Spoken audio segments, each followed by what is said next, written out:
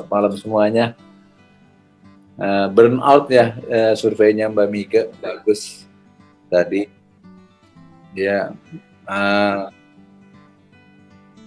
burnout itu ada kata lainnya kalau di istilah sains ya, itu amigdala hijack kan juga sering disebut. Barusan saya kena amigdala hijack tuh. Kalau ngikutin bubar kita gitu kan. Tapi kalau kita ingin berpikir ini, caranya adalah bagaimana mengaktifkan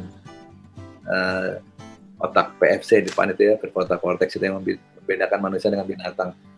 Nah ini menarik selalu menarik topik yang terkait dengan humannya. Nanti akan berhubungan dengan topik minggu depan ya Yan ya. Judulnya Digital Transformation dan Employee Resilience. Bahasanya ya employee resilience atau di Indonesia kan resiliensi ya. Itu menarik. Jadi artinya apapun perubahan sampai sekarang seperti tadi hari ini ada pandemi segala macam ya. Memang otak kita plastis yang kata Mbak Yani bilang,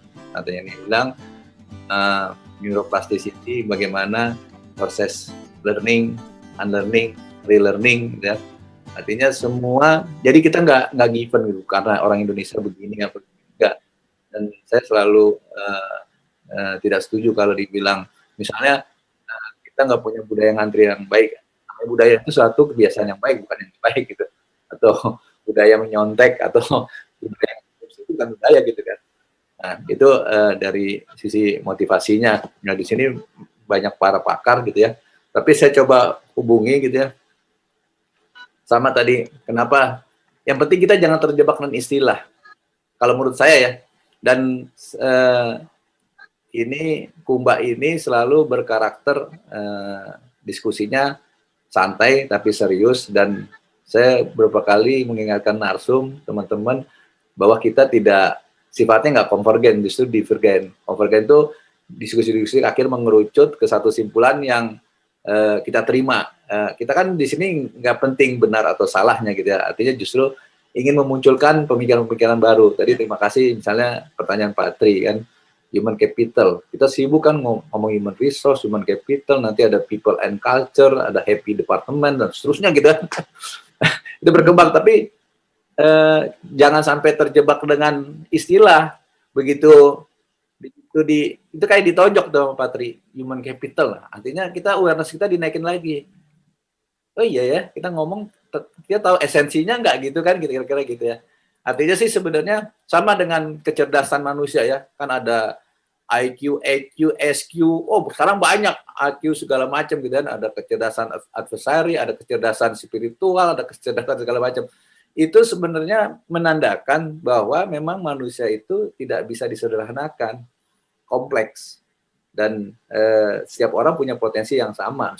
Sebenarnya semua orang bisa growing up gitu kan. Artinya ilmu yang lebih modern sekarang ini bahwa manusia itu sangat ditempatkan sesuatu yang berharga gitu. Jadi nggak sekedar dia aset atau capital, dia kalau kata Pak Marius itu ditimbangannya masih sebelah kiri atau sebelah kanan dan seterusnya. Tapi memang manusia sendiri, nature-nya otak itu suka menyederhanakan untuk mensimplify ya.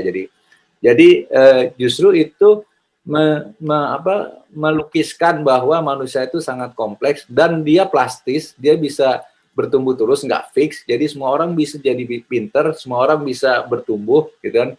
Nah ini sekarang kaitannya dengan engagement gitu ya. Artinya bahwa antara si A dengan si B itu bukan alat. Kayak misalnya telekomunikasi ya, kita pakai sistem apa gitu ya. Dia plug, matching, udah. Manusia itu enggak. Dia kan tengahnya kalau dikasih input atau stimulan, keluarnya output atau respon, tapi tengahnya kan bukan mesin. Bahkan brain making mesin. Kita tuh organ yang selalu berubah. Berubah sedikit makanannya berubah perasaan kan mempengaruhi perasaan produksinya dari otak juga.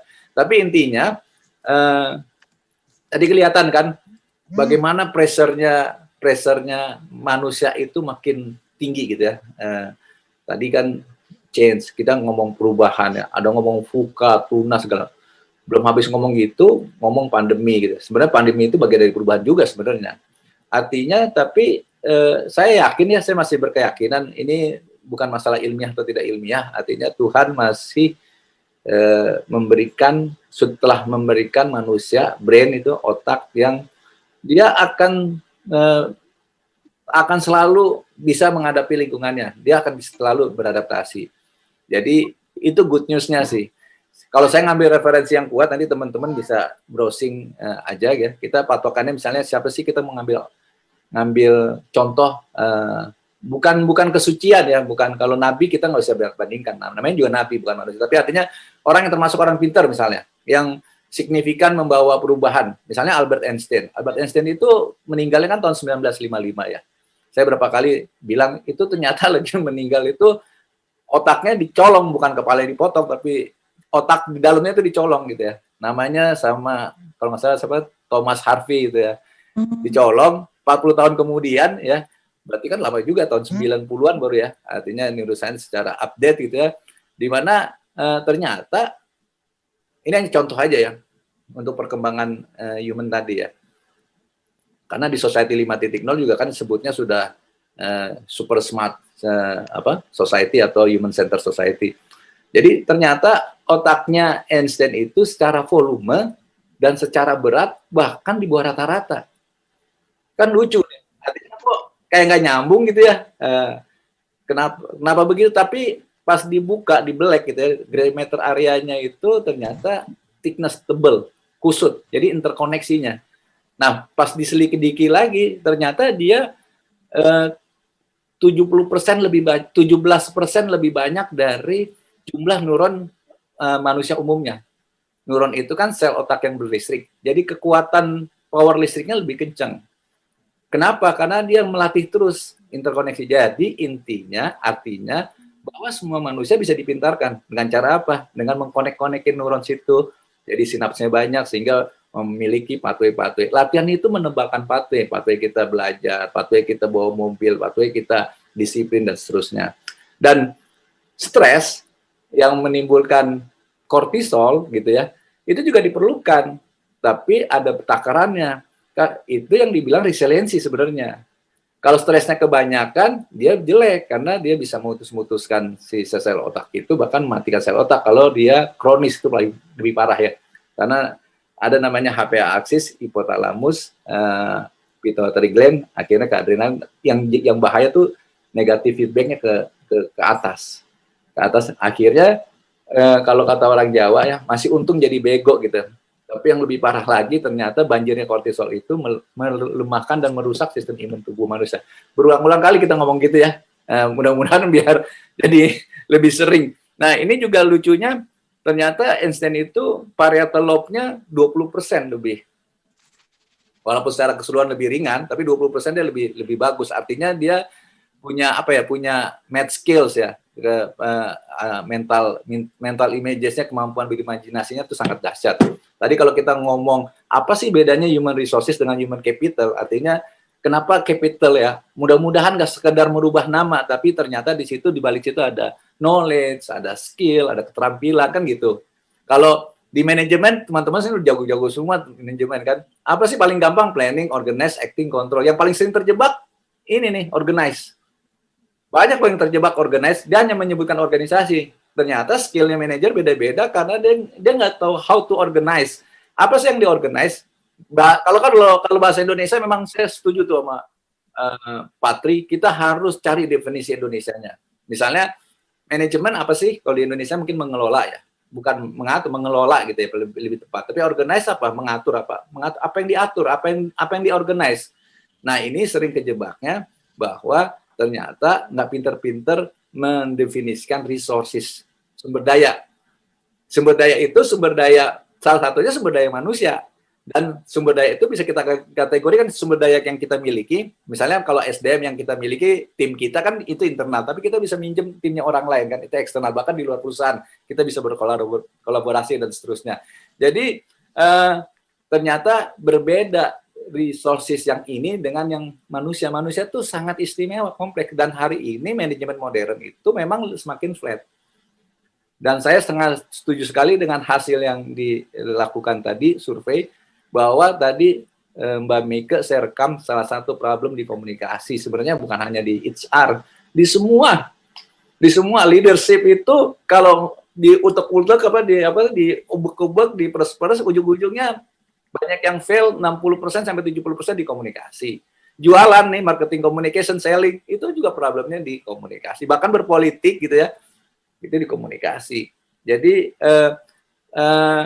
dalam mengelola manusia juga begitu. Kita buru-buru kata-kata engagement kayaknya indah banget, padahal tuh tahapannya banyak banget.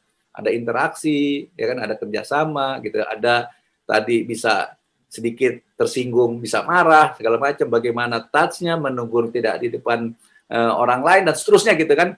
Nah, maksud saya ini yang menjadi satu perubahan, satu yang paling signifikan kita coba disadari lagi. Jadi dengan pandemi itu kita jangan larut, dengerin berita saya bilang wajib, tapi jangan terlalu dalam gitu kan, jangan larut. Yang jadi tantangan hari ini bahwa kenapa semakin lebih flat, manusia tuh lebih jadi ya kepintarnya beda-beda tipis deh, semua mempunyai akses informasi yang sama, walaupun kompleksitasnya adalah dengan literasi baca dan latar belakang yang beda-beda. Indonesia itu sudah sangat beragam sebelum ada teknologi, ya kan? Kita suku, agama, ras segala macam beda-beda. Sehingga di Garuda Pancasila Bhinneka Tunggal Ika gitu. Tapi hari ini varian untuk diversity perbedaan itu makin kompleks.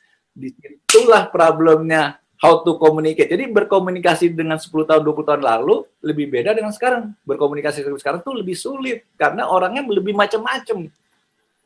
Itu kalau menurut saya, jadi artinya semangatnya, tapi kita nggak usah takut karena ternyata sudah disiapkan sama Tuhan, sama Allah, bahwa brand kita akan siap beradaptasi di segala zaman gitu. Kan brand making machine, not making brand. Kita ketakutan dengan artificial intelligence, nggak usah. Pokoknya tadi kita tenang gitu kan. Sama kayak tadi kan ada gangguan ya. Kalau kita panik ya kita tutup, kita selesai gitu. Tapi kan walaupun itu jadi bahan masukan, evaluasi supaya nggak begitu lagi gimana. Itu bedanya manusia kali ya, ada proses pembelajaran. Itu aja sih. Tante Yeni, ini keren banget. Terima kasih Mbak Meke, Mas Dadan, Om Hayun, teman-teman semua, gitu kan. Ada Mas Aris tadi, ada saya kaget ada Pak Irwan ya. Pak Irwan ini orang HR apa yang ngerti people lah ya. Beliau pernah jadi ketua LPT UI gitu kan. Sekarang di KONI juga. Ada Bang Edwan yang ngomongin industrial relationship tuh nggak sederhana, nggak bakal habis cuma sejam 2 jam dibahas. Jadi ya terima kasih semua telah berpartisipasi. Alhamdulillah kita masih bisa diskusi walaupun nggak bisa bertemu ya. Saya kembalikan ke Tante Yeni, silakan. Keren diskusinya keren.